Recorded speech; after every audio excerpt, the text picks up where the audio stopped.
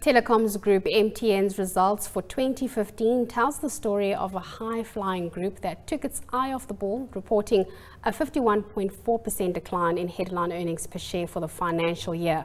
Our executive chairman, Phuthuma Nhleko, who was brought in to steady the ship, this is after the departure of the chief executive, Sfiso Dabengwa, has a bigger task than just sorting out that $3.9 billion fine that MTN was fined by the Nigerian Competition Commission.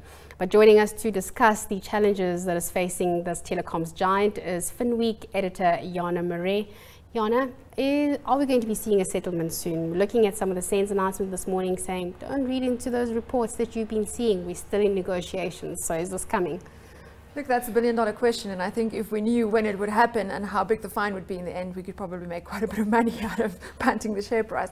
I think, even more importantly than when we will see the settlement, I think is going to be the size of it.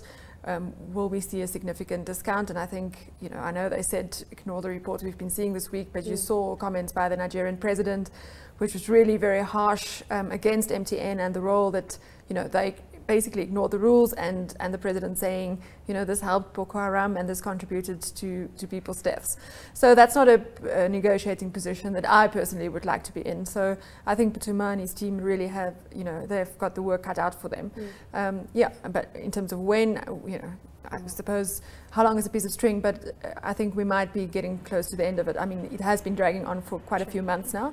So hopefully within the coming weeks, we might see some developments there. Besides the fine, what are the other issues that MTN is currently dealing with, though? Look, the fine has been dominating the headlines so much that I think we all forgot about all the other troubles that they have. I think, firstly, it really highlighted the governance issues in MTN and really raises a lot of questions about their management structures, about just complying to the rules. So I think that's something that they'll have to pay a lot of attention to restore investor confidence. If you look at Nigeria, in addition to the fine, they're sitting with big forex controls. They can't get dividends out of there. In South Africa, they've really been losing market share. They've really lost, took their eye off the ball here. They've lost market share to the likes of Cell C. What's going right? Yeah, exactly. That's the question. Yeah.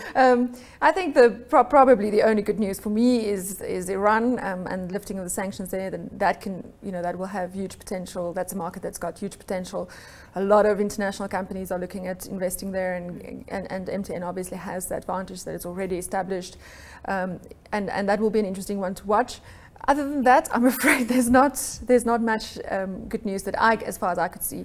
But I think Iran can be a real game changer. And I think let's see who's the next CEO. They've promised an announcement before the end of the second quarter, and I think that person will have a really tough job. But if they can get the right guy or woman, it will be, it is a company with an incredibly strong brand still.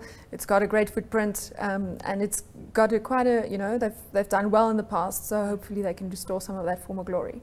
Hopefully so. Of course, we will keep watching it. Jana, thank you so much. That was Finweek editor Jana Marais, of course, taking us through the editor's choice. Do stay with us. When we come back, we'll be talking all things construction. Can we get the sector back on track? Stay with us to find out.